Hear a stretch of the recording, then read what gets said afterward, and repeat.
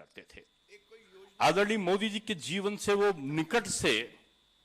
बहुत निकट से उनसे परिचित रहे हैं। उन्होंने सभी को बहुत करीब से देखा है। पूर्व प्रधानमंत्री अटल जी, अडवाणी जी, सबके साथ उन्होंने उनके जीवनचर्याओं को देखा है। और उन्होंने एक पुस्तक लिखी है, अंग्रेजी में है भी, उसका हिंदी अनुवाद आना है। और उस पुस्तक में बाल सुब्रमण्यम जी प्रधानमंत्री के बारे में उन तमाम सुधीजनों का, वरिष्ठ नेताओं का गुणों का समावेश देखते हैं। और उनमें कहीं दीनदयाल जी की तरह एकात्म मानववाद दर्शन का प्रतिपादन करने की छवि देखते हैं, तो दूसरी तरफ अटल जी का संयम और तत्काल अवस्था में अप्रत्यक्ष रूप में रोजगार का सृजन करने वाले जाकर, और वो जाने के बाद उनका अंतिम संस्कार करके वो दूसरे कामों पर लगे। अर्थार्जन के लिए वो रेलवे पर चाय बेचता हुआ भी दिखता है, लेकिन भारत मां की, राष्ट्र की मजबूती की संकल्पना उसके आंख में है। और वह व्यक्ति धीरे धीरे आगे बढ़ता हुआ एक कुशल संगठनकर्ता के रूप में भारतीय द्वारा इस प्रकार के एक प्रेरणादायी कार्यक्रम का आयोजन यहां पर किया गया है, ये अपने आप में एक अनूठा है। मैं पुनः गांधी जी का स्मरण करते हुए अहिंसा का शपथ और उनकी स्वच्छता का, उनकी सेवा पखवाड़े का जो मोदी जी द्वारा चलाया गया है, उन्हीं के भावों का प्रतिपादन करने की संकल्पना अपने कार्यकर्ताओं से उसका आह्वान करता हूं। और बड़ा अच्छा हमारे लखनऊ में तो खासतौर से मैं कह सकता हूं कि ये कार्यक्रम बहुत सफलतापूर्वक चल रहा है। माननीय महापौर जी और माननीय अध्यक्ष जी सब पूरा मिलके सफाई अभियान भी है और साथ में चिकित्सा शिविर भी है, रक्तदान शिविर भी है, फलों का वितरण भी है। और मैं कह सकता हूं कि लाल बहादुर शास्त्री जी की जयंती में भी आज पूरे शहर में एक अलग उत्साह दिखाई पड़ रहा है। आखिर में मैं फिर से उसी बात को दोहरा के अपनी बात को वाणी को विराम दूंगा। आप मेरे साथ एक बार फिर से उनका स्मरण करेंगे और मेरे साथ जोर से बोलेंगे, गांधी जी अमर रहे, शास्त्री जी अमर रहे, भारत माता की।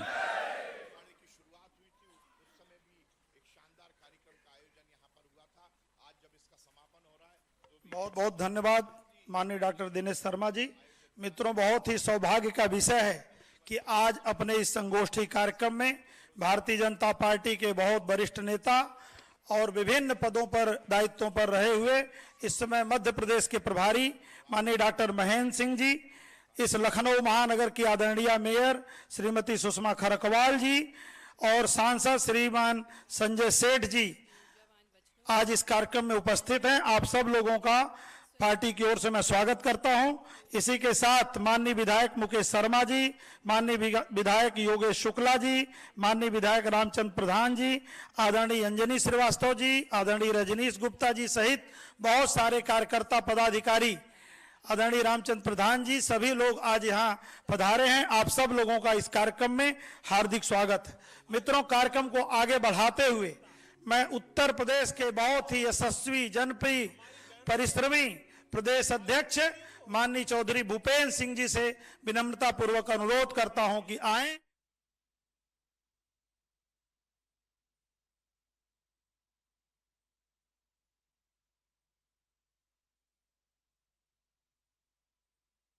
शास्त्री जी की पावन जयंती है।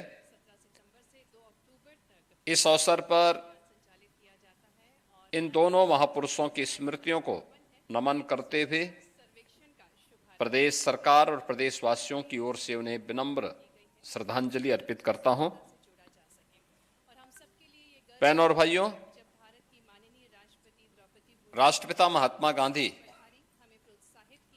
भारत की आजादी के एक महानायक के रूप में हम सब उनका स्मरण करते हैं, लेकिन केवल आजादी के आंदोलन के महानायक के रूप में नहीं, बल्कि लोकतांत्रिक तरीके से आचार और विचार में बेहतर समन्वय के माध्यम से, स्वदेशी के माध्यम से, भारतीय ऋषि परंपरा के मूल्यों और आदर्शों को अंगीकार करते हुए हम भारत की स्वाधीनता के इस आंदोलन को एक नई ऊंचाई तक पहुंचाएंगे। जिन मूल्यों की स्थापना 100 वर्ष पहले राष्ट्रपिता महात्मा गांधी ने की थी, उसका परिणाम हमें 15 अगस्त 1947 में देश की आजादी के रूप में देखने को मिला। राष्ट्रपिता महात्मा गांधी का स्मरण भारत की आजादी के आंदोलन में जिन मूल्यों, जिन आदर्शों को लेकर के उन्होंने अभियान को आगे बढ़ाया था, आज पूरी दुनिया में जहां कहीं भी विश्व मानवता के ऊपर संकट दिखता है, जहां कहीं भी अत्याचार, अन्याय और शोषण से कोई समाज जीने के लिए मजबूर है, उन सब के लिए राष्ट्रपिता महात्मा गांधी का जीवन एक आदर्श प्रेरणा है। याद करिए, दक्षिण अफ्रीका में जब नेशनल मंडेला ने वहां के भेदभाव के खिलाफ एक बड़ी लड़ाई प्रारंभ की थी, उनसे पूछा गया कि आखिर आपकी लड़ाई